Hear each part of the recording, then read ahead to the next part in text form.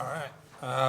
I call to order this Historic Preservation Commission regular meeting scheduled for today, Monday, April 3rd at 5:30 o'clock. Do we have any public comments related to Well, I'll do anything? roll call. Oh, roll call. Nathan Turner, Here. Maneka Gibbs, Here. Valerie Duncan, absent. Darrell Covington, Here. present. Aaron Rooney, Here. and Adam Rock, absent. But we do have a quorum. Well, do we have any comments for anything not pertaining to agenda items? I'll take that as a no. With that, we'll move to approval for previous minutes. Let's see, from the March 6th meeting. Let's see if we have enough.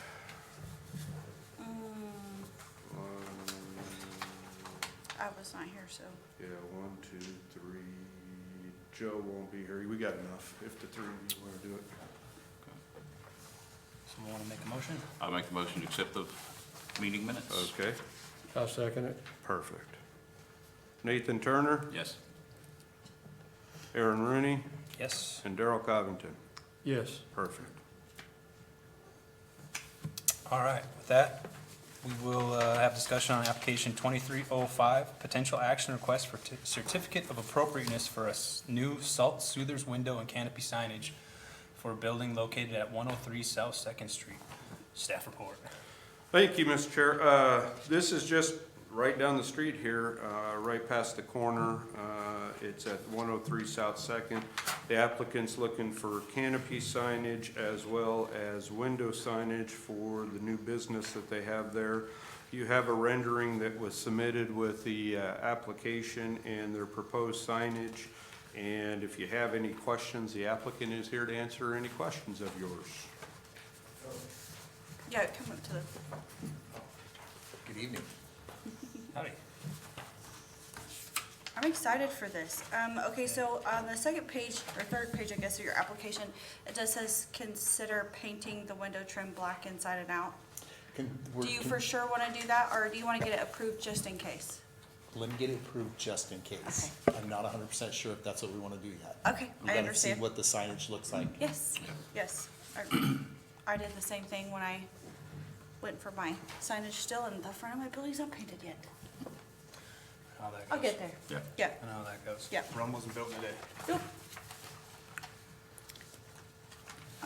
And essentially, on your canopy, are you just gonna have it like vinyl type letters So put we're on there? gonna do stencils. We're thinking stencils. Okay. With white paint, have salt soothers, and then possibly match the flowers that are above there on the building.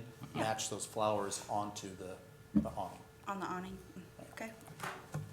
So you don't wanna put a new one, you're just gonna modify the existing awning that's there? Correct, Okay.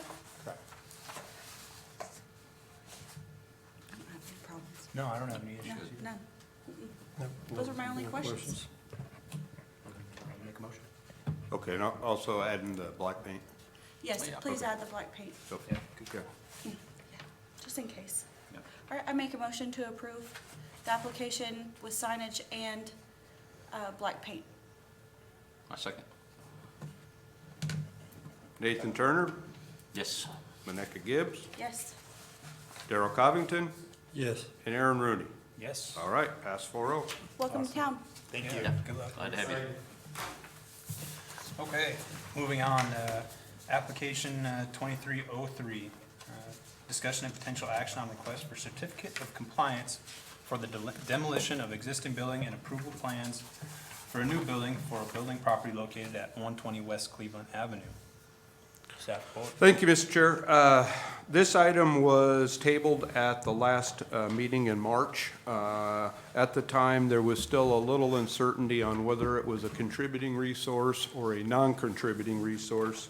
The commission had asked that I contact SHPO to get their determination.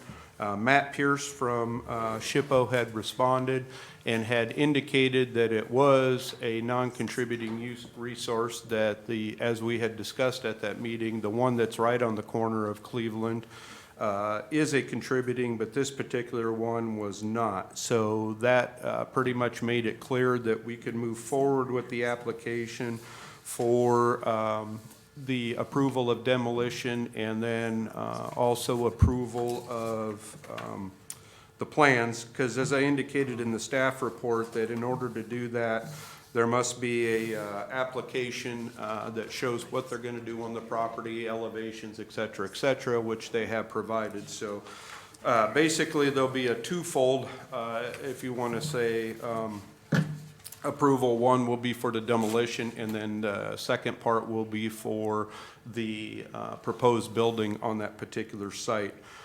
You may notice that the renderings that were provided in this one were slightly different than the previous one. The architect has made an attempt to make it more scalable for the one portion that was much taller and somewhat out of scale to the rest of it. So this is the most recent renderings. The rest pretty much has stayed the same. As you can see, the applicant is here if you have any questions.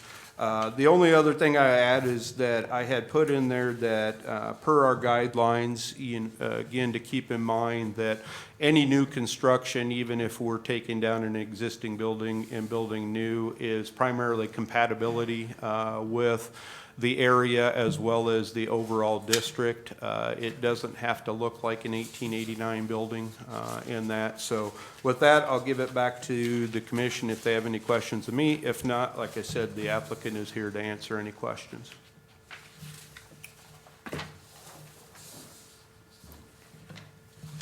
I have a question. So the front of your rendering just shows a full concrete slab. Is that how you guys anticipate the front patio, just to be all one full concrete slab? Or are you going to use something different, or do you not know for sure? That really, first of all, Thomas Small, architect with I SA see. Studio in Edmond. Good afternoon. In terms of the patio, the material for the patio, that has not been decided yet. Okay. If that needs to be decided now, or if we need to discuss options, we can do that. But the general use of that front area is anticipated to be seated dining, probably some umbrella tables, that sort of thing. So we wanted to make it accessible for not just those at the restaurant, but those who may be walking on the sidewalk and want a resting place, that Great. sort of thing. I love that.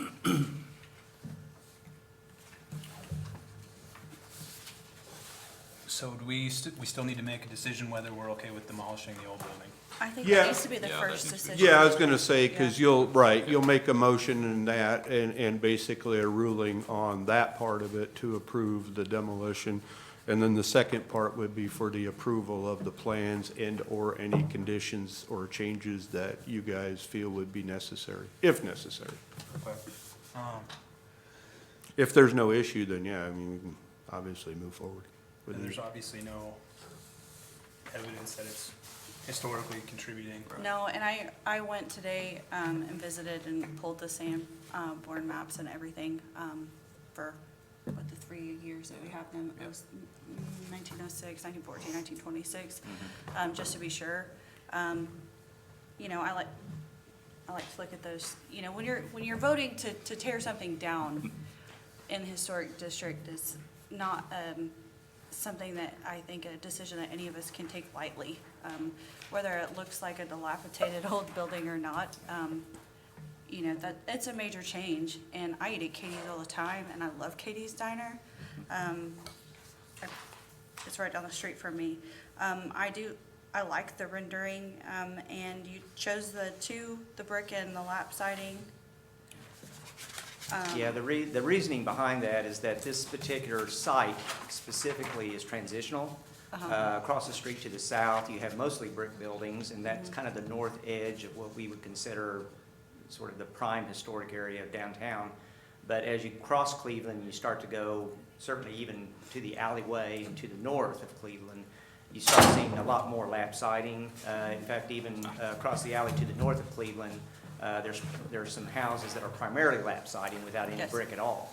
So we wanted to be transitional and honor that between where Cleveland kind of starts being all brick and where it sort of transitions over to lap siding to the north. Got it. It isn't a conglomerate of architecture Right. on that block Yeah. sitting there. So, I mean, I can understand a little bit of the frustration on how and what you want your building to look like, right there on that part of the street. There's not necessarily like one you can pick. Yeah. And I just brought in, I had forgotten, that's the actual brick that will be on the Right. side of the building, so you have a Little partial. firm idea of what it's gonna look like. Veneers? What is the material for the lap siding?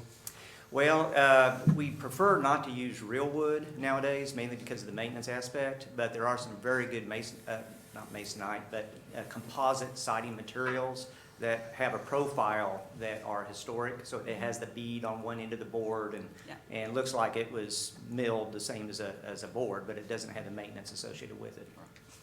Any particular manufacturer? No particular manufacturer. A lot of that nowadays is susceptible to what we can get, quite frankly, yeah. You're not wrong.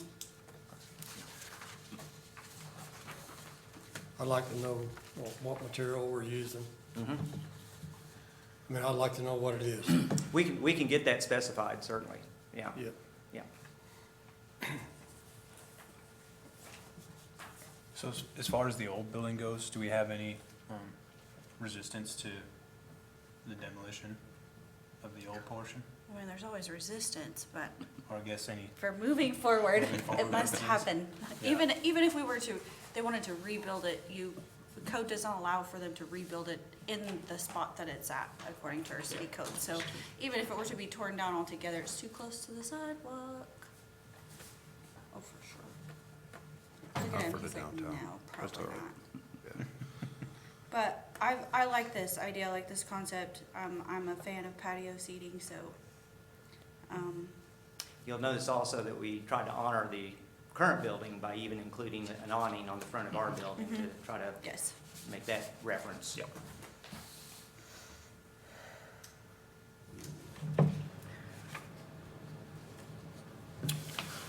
And we're not doing signage yet, right?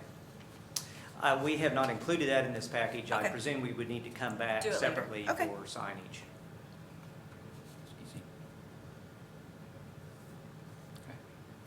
And Dan, help me with that. Does the signage application have to happen before the building permit, or when? It does can it- happen whenever, honestly. As long as before the signage goes up? Yeah, Right? exactly. Okay.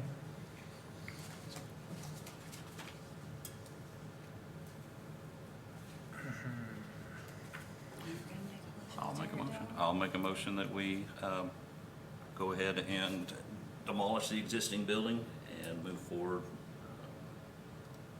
to talk about a new building. Okay. So motion from Turner and second?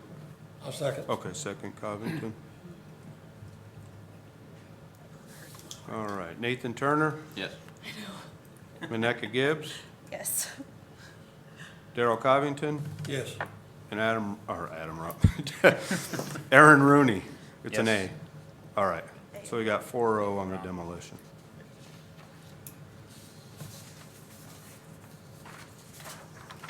Now, on the actual building itself, Darrell, you had mentioned you wanted to specify the exterior material. Is there Well, there are some composition materials that are better than the others, if you will. And maintenance could be a issue even though it's not wood, depending on what's used. Yeah. Because there's a big variation in products out there for composition siding. Yeah. Whether it's smart siding, which is the OSB, or, cement board siding, and then there's some in-between stuff also. And then the profile, we would need to see, Certainly. I think. We can actually provide a sample for you, which we'll Sure. be happy to do. Yeah. Our experience, we specified it quite often in various projects, new construction as well as historic. We've used Hardy quite often. We've used some other types.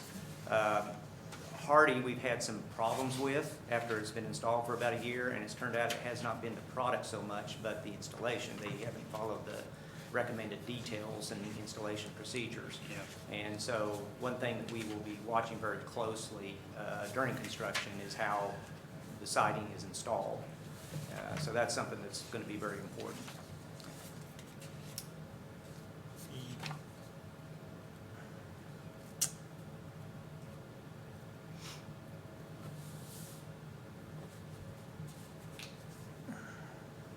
And these are your proposed paint colors that they're gonna go with the The, pure white, the essential gray? the renderings, yes, the elevations, no. Okay, The yes. elevations are more diagrammatic. Understood. So they are not meant to convey color choices. Oh, In no, fact, you with had the a- first, yeah, there you go, yeah, those are correct, Okay. yeah. Yeah, I don't know. As far as the siding goes, yeah, there's pros and cons with all the different types.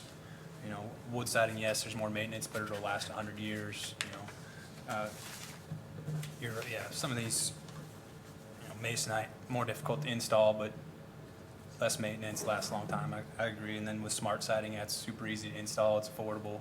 I think the big thing is just the design of the install. A lot of these older buildings, they'll have a narrower lap, you know, like a 3-inch or a 4-inch lap on the front.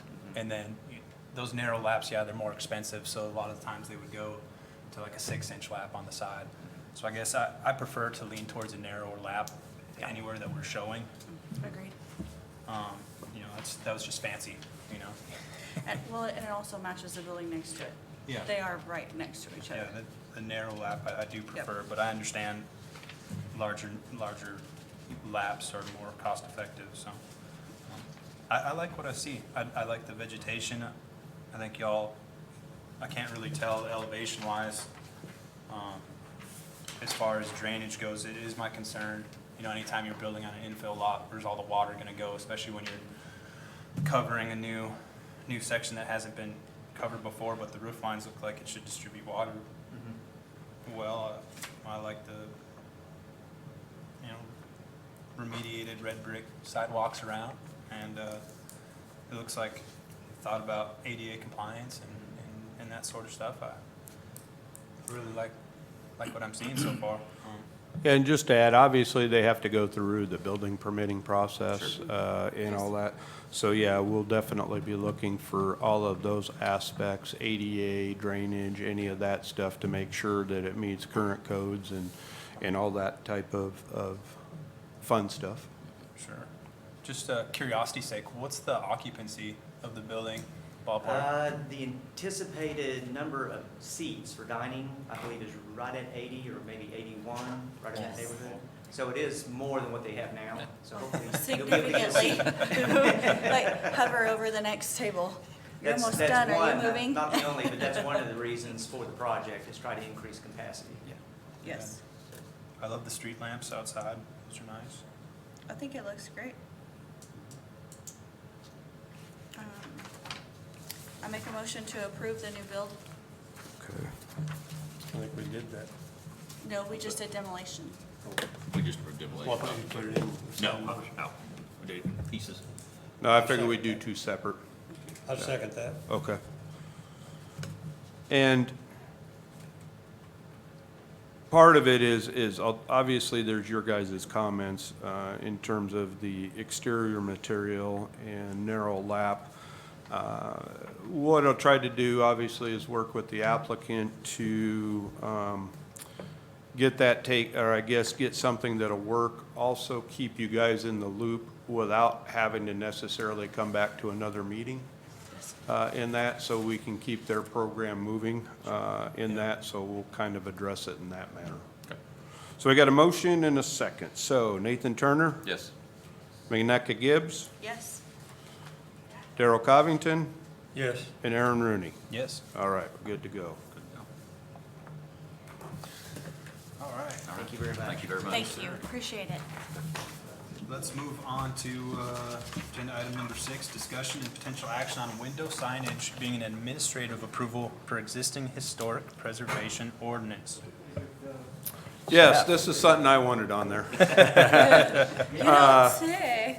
What are we gonna do, man? Well, yeah, You're taking away most of our Yeah, that's meetings. most of our, well, that's why honestly, most HPCs only meet for the item that was previous. Very few HPCs meet for paint, for signage, maybe permanent signage, but most everything's an administrative approval per the guidelines in that. I even had SHPO tell me one time, I can't believe how often you guys meet. And I'm We like, yeah. like each other. Yeah. However, one of the things that keeps coming up, and it's more in line with the window signage than anything, is there are a lot of people that truly don't know that it requires approval because they assume it's not permanent because it's window, which it isn't. Some, maybe they do know better but don't care in that, but honestly, a lot of them's the other. So when businesses come in and they even want window signage, in some cases, they would have to maybe wait 30 days before they could get their signage approved, which I don't think is really good for business in that. And we haven't had an issue with window signage in terms of, you know, I guess aesthetics, the look. And again, I monitored the downtown. So anyway, with that, I was going to suggest that window signage be an administrative approval. And obviously, it would be in line with the guidelines and have compatibility, but we wouldn't necessarily have to be coming to the commission every time. Because some of our items are strictly just window signage. Now, permanent signage we'll still have because it does specify in our ordinance that permanent signage should be approved by HPC. So just like the case of today when we had the salt soothers, they had more permanent signage on their canopy and that, so it would come forth. But if they're doing strictly window signage, I would like to have it to where I could take care of that and we don't have to burden everybody with just window signs that could go away at any time. So what do you think? So if we have a window sign that, I don't know, throws us a curveball and we don't like it, even though it meets all the requirements, then what does that look like? We hold a meeting to make a new amendment? Well, I mean, honestly, if you have signage that meets all the guidelines, I don't know how you can honestly come back and say we don't like it. Yeah. You know, honestly, that's been part of our problem with HPC is it's been a subjective personal view, not a guidelines view. I can't tell you how many times, not necessarily this group, but others, where it was, I don't like it. Doesn't matter whether you like it or not. Does it meet the guidelines? Does it meet compatibility with the downtown?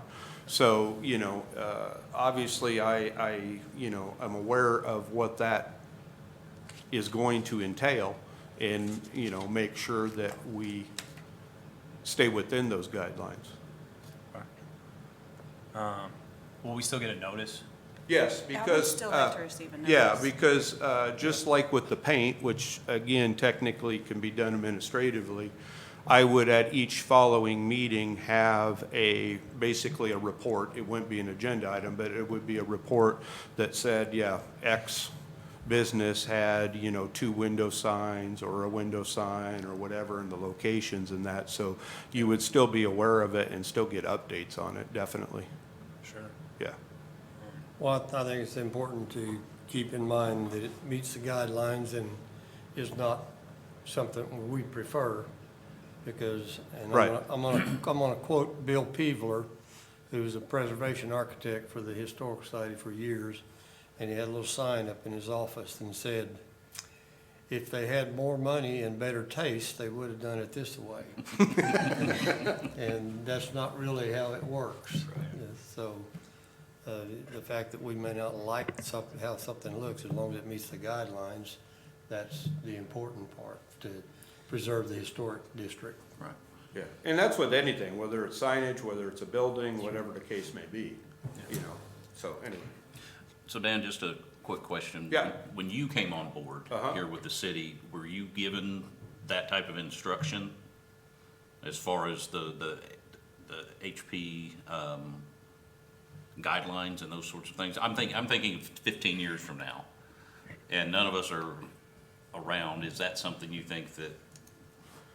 Well, yeah, I mean, I will tell you honestly that anybody in this position, if they're doing their job and they're doing it correctly, should be able to handle that well beyond, you know, me, because we have obviously established guidelines. Sure.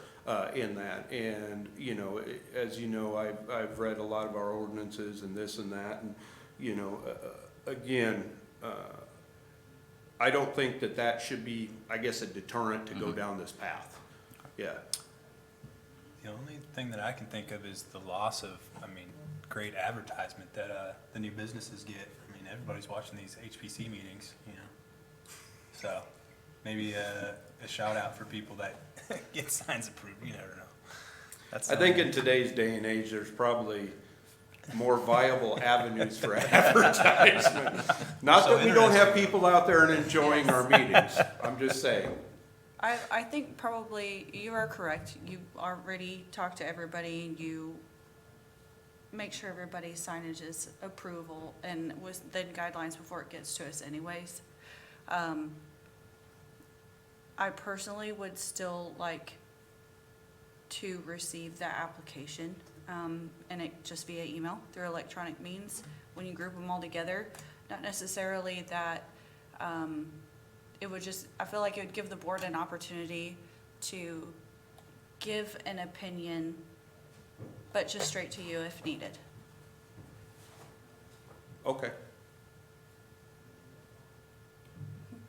I see what you're saying. Just what I mean. Yeah. You know, I don't want to, right, just I don't want to drive around and, I know it's been really nice that, you know, we've been able to be here and we've been able to help and give direction, but also it might be temporary signage on a window, but like you said, it does still need to meet, Oh, absolutely. and it still needs to be aesthetically pleasing with Yes. everything around it, you know, and I know you completely understand that.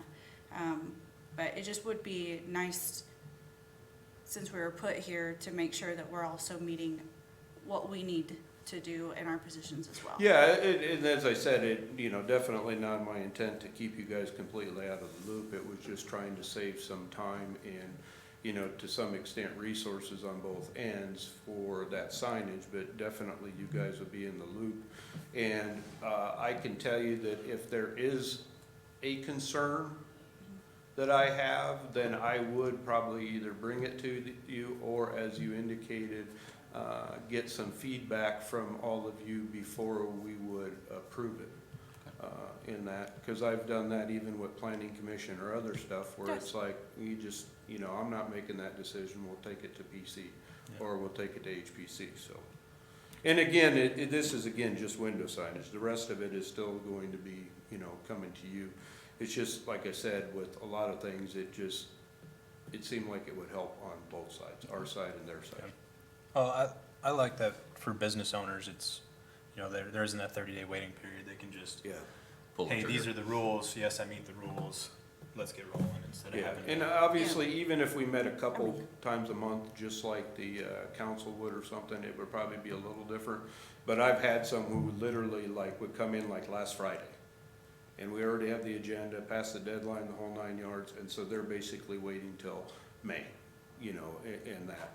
And, you know, and it's hard for me to say you gotta wait 30 days to put window signage. Yeah, that's a bummer. Because most of them, you know, will just want window signage initially, and then at some point may do a permanent sign. Some don't even want permanent signs at all, ever, in that, so. So permanent signs will still come to us. Oh, yeah, absolutely, yeah, yeah. I don't know, well, okay, so my window signage as a window cling was considered not permanent, Right. right? But the vinyl siding, the vinyl lettering that they put on the windows, that's way more permanent than what I have. No, I understand, but it's still from a code standpoint and what you call it, it's, you know, window signage is not considered permanent. Whether it's an HPC or in the sign code in general. Permanent means literally fixed to a facade, Right, yeah. So that's what I was saying is, yeah, it's obviously going to be on there, and it isn't like, you know, it's not like a banner where they just tack it up. But Right. by its definition, it's still considered temporary. so I have also a hanging sign, Yes, right? It is affixed yes, to my building. that's considered permanent sign. Yes, and so that was already approved. Yes. But if people are thinking, oh, my signage has already been approved because it's on my window, and then they move forward and buy a hanging sign, which are expensive, and it's affixed to their building, then what? They obviously haven't talked to me or anybody and just went ahead and did it like a lot of them do. Right? And I'm just saying, But, because I if they mean- come and talk to me, they, you know, they clearly will be able to understand what does or does not require. And I can tell you on the permanent sign side, we haven't had much issue. There's been a couple, but generally it's the window.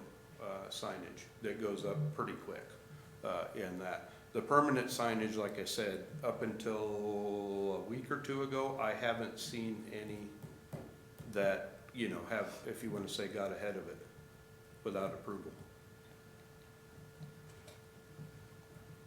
There are a couple now, though. Yes, there are some on Oklahoma. Yeah.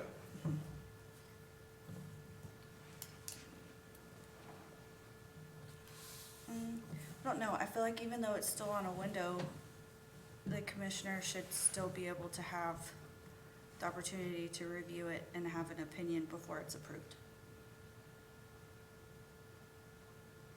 I'll just put it this way, this is not a hill I'm gonna die on. So, it's whatever you guys want. What do you guys think? Well, I think the key thing in his item number 6 is approval per the existing historic preservation ordinance. I think that should, if administrative approval is in that ordinance for that type of signage, then I'd say let's go with it. And we might miss 1 or 2 meetings a year.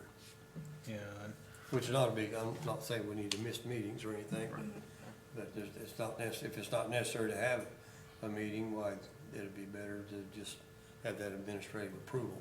yeah. My two things, I guess I'm a little